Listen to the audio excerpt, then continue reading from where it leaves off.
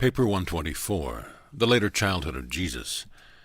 Although Jesus might have enjoyed a better opportunity for schooling at Alexandria than in Galilee, he could not have had such a splendid environment for working out his own life problems with a minimum of educational guidance, at the same time enjoying the great advantage of constantly contacting with such a large number of all classes of men and women hailing from every part of the civilized world.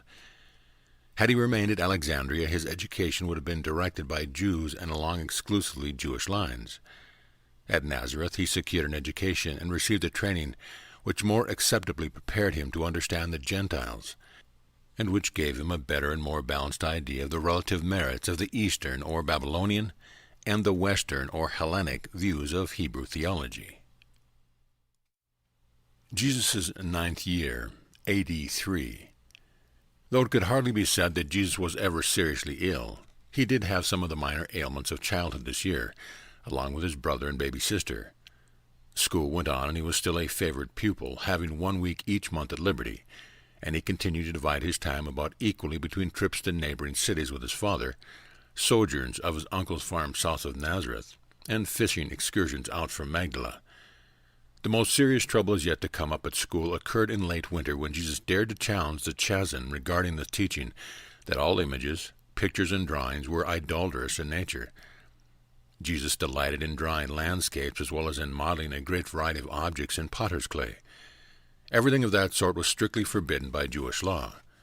But up to this time he had managed to disarm his parents' objection to such an extent that they had permitted him to continue in these activities. But trouble again was stirred up at school when one of the more backward pupils discovered Jesus drawing a charcoal picture of the teacher on the floor of the schoolroom. There it was, plain as day, and many of the elders had viewed it before the committee went to call on Joseph to demand that something be done to suppress the lawlessness of his eldest son. And though this was not the first time complaints had come to Joseph and Mary about the doings of their versatile and aggressive child, this was the most serious of all the accusations which had thus been far lodged against him. Jesus listened to the indictment of his artistic efforts for some time, being seated on a large stone just outside the back door. He resented their blaming his father for his alleged misdeeds. So in he marched, fearlessly confronting his accusers. The elders were thrown into confusion. Some were inclined to view the episode humorously, while one or two seemed to think the boy was sacrilegious, if not blasphemous. Joseph was nonplussed, Mary indignant, but Jesus insisted on being heard. He had his say, courageously defended his viewpoint, and with consummate self-control announced that he would abide by the decision of his father in this and in all other matter controversial, and the committee of elders departed in silence. Mary endeavored to influence Joseph to permit Jesus to model in clay at home, provided he promised not to carry any of these questionable activities at school. But Joseph felt impelled to rule that the rabbinical interpretation of the second commandment should prevail, and so Jesus no more drew or modeled the likeness of anything from that day, as long as he lived in his father's house. But he was unconvinced of the wrong of what he had done, and to give up such a favorite pastime constituted one of the great trials of his young life. In the latter part of June, Jesus, in company with his father, first climbed to the summit of Mount Tabor. It was a clear day, and the view was superb. It seemed to this 9-year-old lad that he had really gazed upon the entire world excepting India, Africa, and Rome. Jesus' second sister, Martha, was born Thursday night, September 13th. 3 weeks after the coming of Martha, Joseph, who was home for a while, started the building of an addition to their house, a combined workshop and bedroom. A small workbench was built for Jesus, and for the first time he possessed tools of his own. At odd times for many years he worked at this bench and became highly expert in the making of yokes. This winter and the next were the coldest in Nazareth for many decades. Jesus had seen snow on the mountains, and several times it had fallen in Nazareth, remaining on the ground only a short time. But not until this winter had he seen ice. The fact that water could be had as a solid, a liquid, and a vapor, he had long pondered over the escaping steam from the boiling pots, caused the lad to think a great deal about the physical world and its constitution. And yet the personality embodied in this growing youth was all this, while the actual creator and organizer of all these things throughout a far-flung universe. The climate of Nazareth was not severe. January was the coldest month. The temperatures averaged around 50 degrees Fahrenheit. During July and August, the hottest month, the temperature would vary from 75 to 90 degrees. From the mountains to the Jordan and the Dead Sea Valley, the climate of Palestine ranged from the frigid to the torrid. And so, in a way, the Jews were prepared to live in about any and all the world's varying climates. Even during the warmest summer months, a cool sea breeze usually blew from the west from 10 a.m. until about 10 p.m. But every now and then, terrific hot winds from the eastern desert would blow across all Palestine. These hot blasts usually came in February and March, near the end of the rainy season. In those days, the rain fell in refreshing showers from November to April, but it did not rain steadily. There were only two seasons in Palestine, summer and winter, the dry and rainy season. In January, the flowers began to bloom, and by the end of April, the whole land was one vast flower garden. In May of this year, on his uncle's farm, Jesus for the first time helped with the harvest of the grain. Before he was 13, he had managed to find out something about practically everything that men and women worked on around Nazareth, except metalworking, and he spent several months in a smith's shop when older, after the death of his father. When work and caravan travel were slack, Jesus made many trips with his father on pleasure or business to nearby Cana, Endor, and Nain. Even as a lad, he frequently visited Sepphoris, only a little over 3 miles from Nazareth to the northwest, and from 4 B.C. to about A.D. 25, the capital of Galilee, and one of the residents of Herod Antipas. Jesus continued to grow physically, intellectually, socially, and spiritually. His trips away from home did much to give him a better and more generous understanding of his own family, and by this time even his parents were beginning to learn from him as well as to teach him. Jesus was an original thinker and a skillful teacher, even in his youth. He was in constant collision with the so-called oral law, but he always sought to adapt himself to the practice of his family. He got along fairly well with the children of his age, but he often grew discouraged with their slow-acting minds. Before he was 10 years old, he had become the leader of a group of 7 lads who formed themselves into a society for promoting the acquirements of manhood, physical, intellectual, and religious. Among these boys, Jesus succeeded in introducing many new games and various improved methods of physical recreation. The 10th year, A.D. 4. It was the 5th of July, the first Sabbath of the month, when Jesus, while strolling through the countryside with his father, first gave expression to feelings and ideas which indicated that he was becoming self-conscious of the unusual nature of his life mission. Joseph listened attentively to the momentous words of his son, but made few comments. He volunteered no information. The next day Jesus had a similar but longer talk with his mother. Mary likewise listened to the pronouncement of the lad, but neither did she volunteer any information. It was almost 2 years before Jesus again spoke to his parents concerning this increasing revelation within his own consciousness regarding the nature of his personality and the character of his mission on earth. He entered the advanced school of the synagogue in August. At school he was constantly creating trouble by the questions he persisted in asking. Increasingly he kept all Nazareth in more or less of a hubbub. His parents were loath to forbid his asking these disquieting questions, and his chief teacher was greatly intrigued by the lad's curiosity, insight, and hunger for knowledge. Jesus' playmates saw nothing supernatural in his conduct. In most ways he was altogether like themselves. His interest in study was somewhat above average, but not totally unusual. He did ask more questions at school than others in his class. Perhaps his most unusual and outstanding trait was his unwillingness to fight for his rights. Since he was such a well-developed lad for his age, it seemed strange to his playfellows that he was disinclined to defend himself even from injustice or when subjected to personal abuse. As it happened, he did not suffer much on account of his trait because of the friendship of Jacob, a neighbor boy, who was 1 year older. He was the son of a stonemason, a business associate of Joseph. Jacob was a great admirer of Jesus and made it his business to see that no one was permitted to impose upon Jesus because of his aversion to physical combat. Several times older and uncouth youths attacked Jesus, relying upon his reputed docility, but they were always suffered swift and certain retribution at the hands of his self-appointed champion and ever-ready defender, Jacob, the stonemason's son. Jesus was the generally accepted leader of the Nazareth lads, who stood for the higher ideals of their day and generation. He was really loved by his youthful associates, not only because he was fair, but also because he possessed a rare and understanding sympathy that betokened love and bordered on discreet compassion. This year he began to show a marked preference for the company of older persons. He delighted in talking over things cultural, educational, social, economic, political, and religious with older minds, and his depth of reasoning and keenness of observation so charmed his adult associates that they were always more than willing to visit with him. Until he became responsible for the support of the home, his parents were constantly seeking to influence him to associate with those of his own age, or more nearly his age, rather than with older and better informed individuals for whom he evinced such a preference. Late this year he had a fishing experience of 2 months with his uncle on the Sea of Galilee, and he was very successful. Before attaining manhood, he had become an expert fisherman. His physical development continued. He was an advanced and privileged pupil at school. He got along fairly well at home with his younger brother and sisters, having the advantage of being 3½ years older than the oldest of the other children.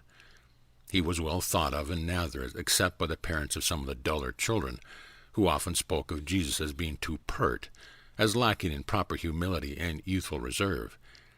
He manifested a growing tendency to direct the play activities of his youthful associates into more serious and thoughtful channels. He was a born teacher and simply could not refrain from so functioning, even when supposedly engaged in play. Joseph early began to instruct Jesus in the diverse means of gaining a livelihood, explaining the advantages of agriculture over industry and trade. Galilee was a more beautiful and prosperous district than Judea, and it cost only about 1/4 as much to live there as in Jerusalem and Judea. It was a province of agricultural villages and thriving industrial cities, containing more than 200 towns of over 5,000 population and 30 over 15,000. When on his first trip with his father to observe the fishing industry on the Lake of Galilee, Jesus had just about made up his mind to become a fisherman. But close association with his father's vocation later on influenced him to become a carpenter, while still later a combination of influences led him to the final choice of becoming a religious teacher of a new order. The 11th year, A.D. 5. Throughout this year the lad continued to make trips away from home with his father, but he also frequently visited his uncle's farm and occasionally went over to Magdala to engage in fishing with the uncle who made his headquarters near the city.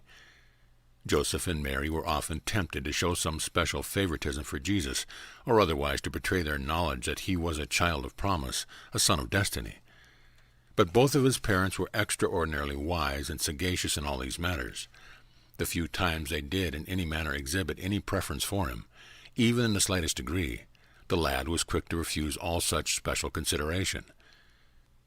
Jesus spent considerable time at the caravan supply shop, and by conversing with the travelers from all parts of the world, he acquired a store of information about international affairs that was amazing, considering his age. This was the last year in which he enjoyed much free play and youthful joyism. From this time on, difficulties and responsibilities rapidly multiplied in the life of this youth. On Wednesday evening, June 24th, A.D. 5, Jude was born. Complications attended the birth of this, the 7th child. Mary was so very ill for several weeks that Joseph remained at home. Jesus was very much occupied with errands for his father, and with many duties occasioned by his mother's serious illness. Never again did this youth find it possible to return to the childlike attitude of his earlier years. From the time of his mother's illness, just before he was 11 years old, he was compelled to assume the responsibility of the firstborn son, and to do all this 1 or 2 full years before these burdens should normally have fallen upon his shoulders. The Chazan spent one evening each week with Jesus, helping him to master the Hebrew Scripture. He was greatly interested in the progress of his promising pupil. Therefore was he willing to assist him in many ways.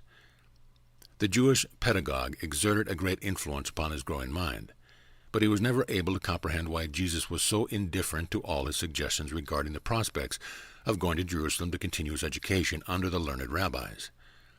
About the middle of May, the lad accompanied his father on a business trip to Selopholis, the chief Greek city of the Decapolis, the ancient Hebrew city of Beth-shean. On the way, Joseph recounted much of the olden history of King Saul, the Philistines, and the subsequent event of Israel's turbulent history. Jesus was tremendously impressed with the clean appearance and well-ordered arrangement of this so-called heathen city. He marveled at the open-air theater and admired the beautiful marble temple dedicated to the worship of the heathen gods. Joseph was much perturbed by the lad's enthusiasm, and sought to counteract these favorable impressions by extolling the beauty and grandeur of the Jewish temple of Jerusalem. Jesus had often gazed curiously upon this magnificent Greek city from the hill of Nazareth, and had many times inquired about extensive public works and ornate buildings, but his father had always sought to avoid answering these questions. Now they were face to face with the beauties of this Gentile city, and Joseph could not gracefully ignore Jesus' inquiries. It so happened that just at this time the annual competitive games and public demonstrations of physical prowess between the Greek cities of the Decapolis were in progress at the Scythopolis amphitheater, and Jesus was insistent that his father take him to see the games, and he was so insistent that Joseph hesitated to deny him. The boy was thrilled with the games and entered most heartily into the spirit of the demonstration of physical development and athletic skill.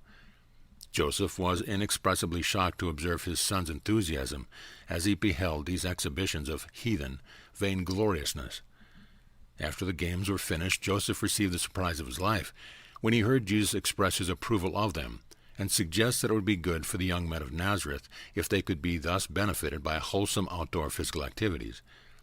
Joseph talked earnestly and long with Jesus concerning the evil nature of such practice, but he well knew that the lad was unconvinced.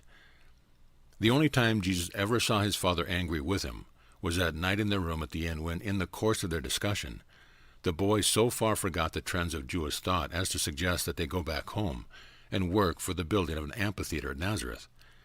When Joseph heard his firstborn son express such un-Jewish sentiments, he forgot his usual calm demeanor and, seizing Jesus by the shoulder, angrily exclaimed, "My son, never again let me hear you give utterance to such an evil thought as long as you live." Jesus was startled by his father's display of emotion.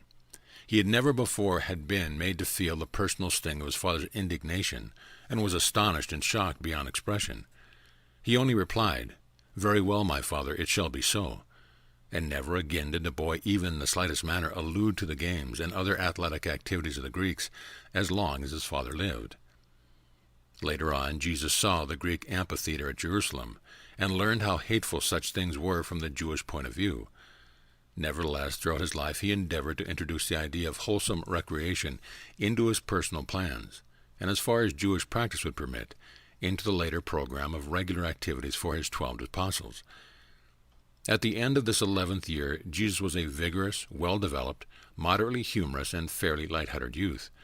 But from this year on he was more and more given to peculiar seasons of profound meditation and serious contemplation. He was much given to thinking about how he was to carry out his obligation to his family, and at the same time be obedient to the call of his mission to the world. Already he had conceived that his ministry was not to be limited to the betterment of the Jewish people. The 12th year, A.D. 6. This was an eventful year in Jesus' life. He continued to make progress at school and was indefatigable in his study of nature, while increasingly he prosecuted his study of methods whereby men make a living. He began doing regular work in the home carpenter shop and was permitted to manage his own earnings, a very unusual arrangement to obtain in a Jewish family. This year he also learned the wisdom of keeping such matters a secret in his family.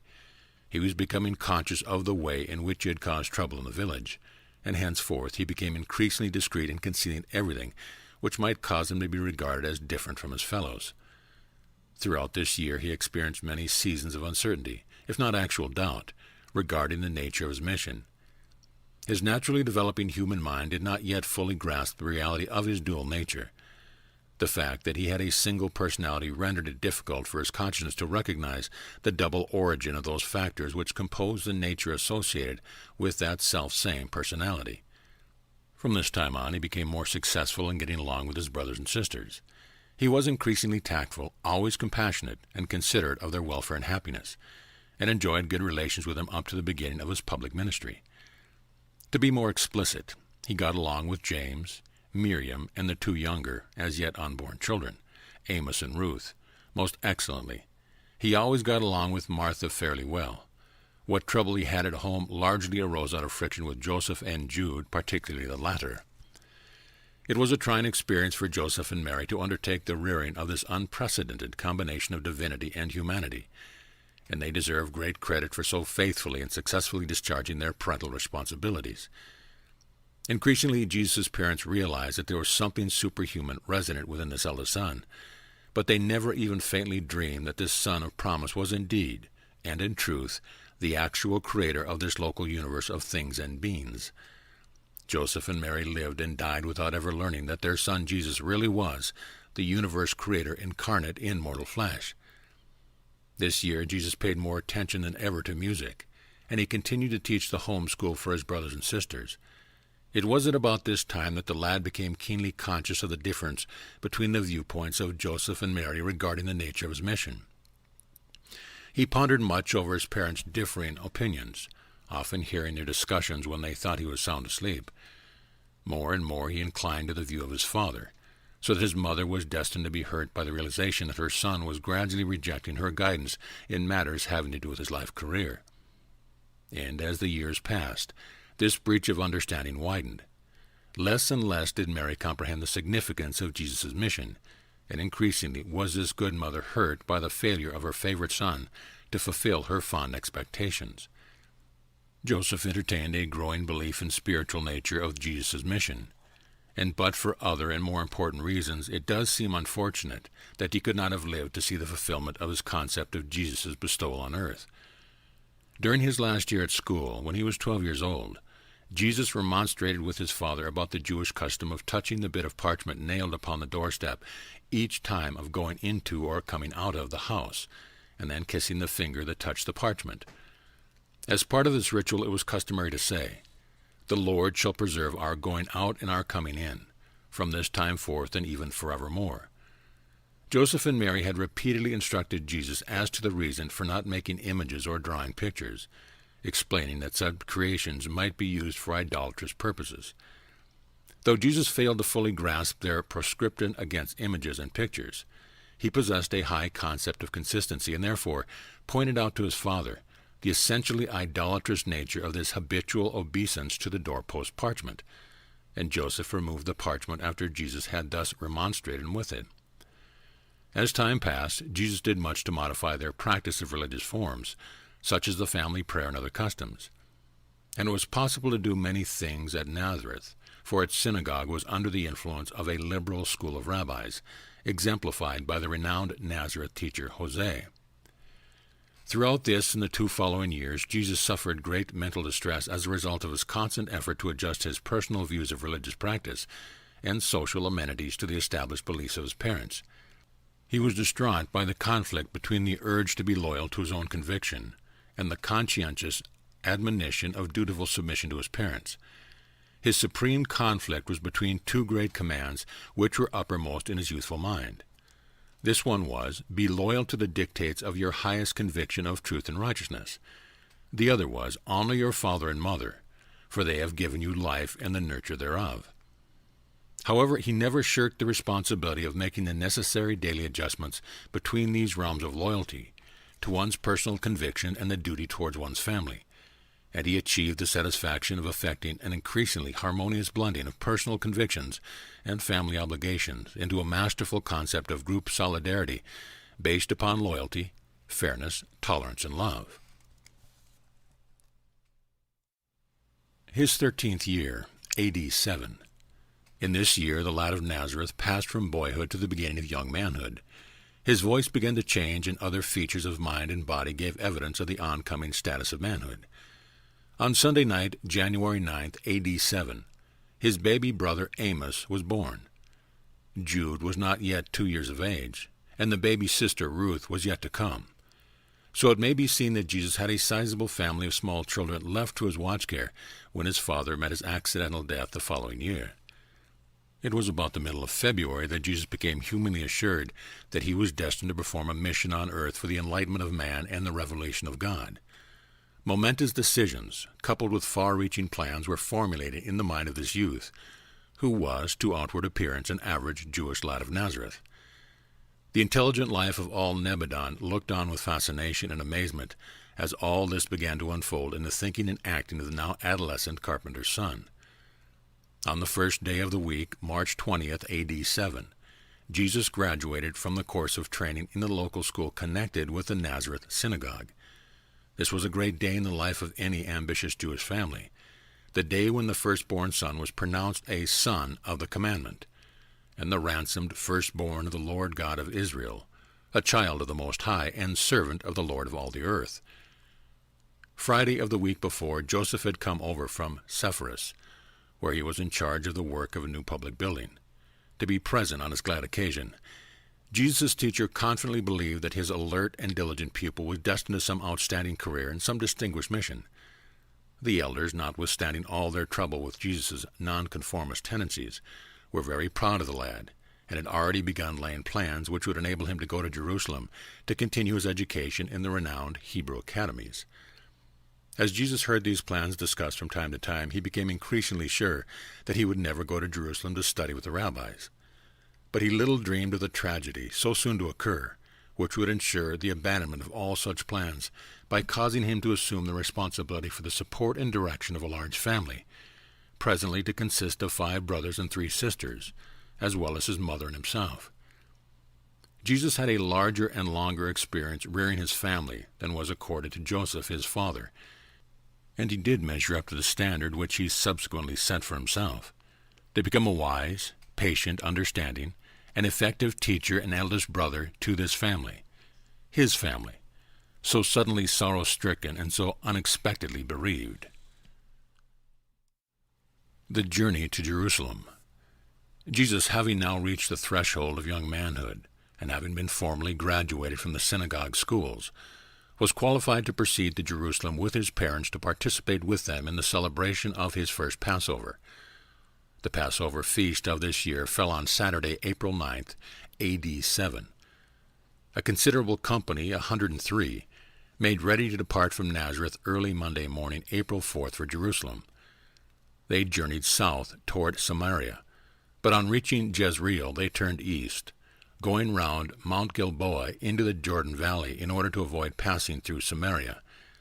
Joseph and his family would have enjoyed going down through Samaria by way of Jacob's Well and Bethel, but since the Jews disliked the deal with the Samaritans, they decided to go with their neighbors by way of the Jordan Valley. The much-dreaded Archelaus had been deposed, and they had little fear in taking Jesus to Jerusalem.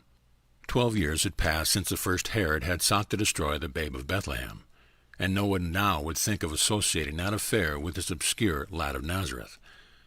Before reaching the Jezreel junction, and as they journeyed on, very soon on the left they passed the ancient village of Shunem, and Jesus heard again about the most beautiful maiden of all Israel who once lived there, and also about the wonderful works Elisha performed there.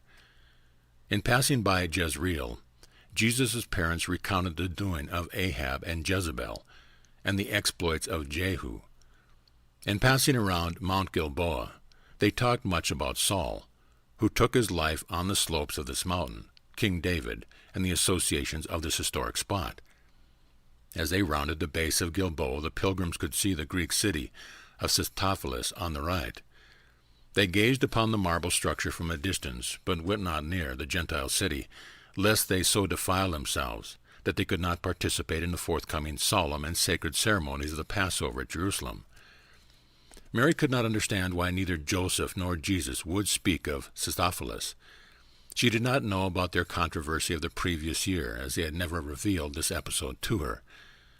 The road now led immediately down into the tropical Jordan Valley, and soon Jesus was to have exposed to this wondering gaze the crooked and ever-winding Jordan with its glistening and rippling waters as it flowed down toward the Dead Sea. They laid aside their outer garments as they journeyed south in this tropical valley, enjoying the luxurious fields of grain and beautiful oleanders laden with their pink blossoms, while massive snow-capped Mount Hermon stood far to the north, in majesty looking down on the historic valley. A little over 3 hours' travel from opposite Scythopolis, they came upon a bubbling spring, and here they camped for the night out under the starlit heavens. On their second day's journey they passed by where the Jabbok, from the east, flows into the Jordan, and looking east up this river valley, they recounted the days of Gideon, when the Midianites poured into this region to overrun the land. Toward the end of the second day's journey they camped near the base of the highest mountain overlooking the Jordan Valley, Mount Sardaba, whose summit was occupied by the Alexandrian fortress, where Herod had imprisoned one of his wives and buried his 2 strangled sons. The third day they passed the two villages which had been recently built by Herod, and noted their superior architecture and their beautiful palm gardens. By nightfall they had reached Jericho, where they remained until the morrow.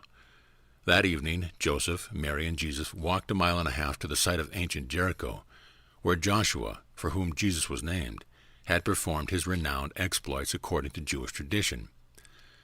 By the fourth and last day's journey the road was a continuous procession of pilgrims. They now began to climb the hills leading up to Jerusalem.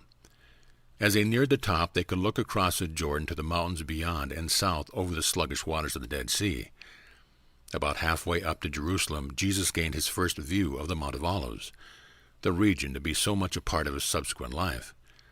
And Joseph pointed out to him that the holy city lay just beyond this ridge, and the lad's heart beat fast with joyous anticipation of soon beholding the city and house of his heavenly Father. On the eastern slopes of Olivet they paused for rest in the borders of a little village called Bethany. The hospitable villagers poured forth to minister to the pilgrims, and it happened that Joseph and his family had stopped near the house of one Simon, who had 3 children about the same age as Jesus, Mary, Martha, and Lazarus. They invited the Nazareth family in for refreshment, and a lifelong friendship sprang up between the two families. Many times afterward in his eventful life, Jesus stopped in this house. They pressed on, soon standing on the bank of Olivet, and Jesus saw for the first time, in his memory, the holy city, the pretentious palaces and the inspiring temple of his Father. At no time in his life did Jesus ever experience such a purely human thrill as that which at this time so completely enthralled him, as he stood there on this April afternoon on the Mount of Olives, drinking in his first view of Jerusalem. And in after years at this same spot he stood and wept over the city, which was about to reject another prophet, the last and the greatest of her heavenly teachers. But they hurried on to Jerusalem. It was now Thursday afternoon. On reaching the city they journeyed past the temple, and never had Jesus beheld such throngs of human beings. He meditated deeply on how these Jews had assembled here from the uttermost parts of the known world. Soon they reached the place prearranged for their accommodations during the Passover week, the large home of a well-to-do relative of Mary's, one who knew something of the early history of both John and Jesus through Zacharias.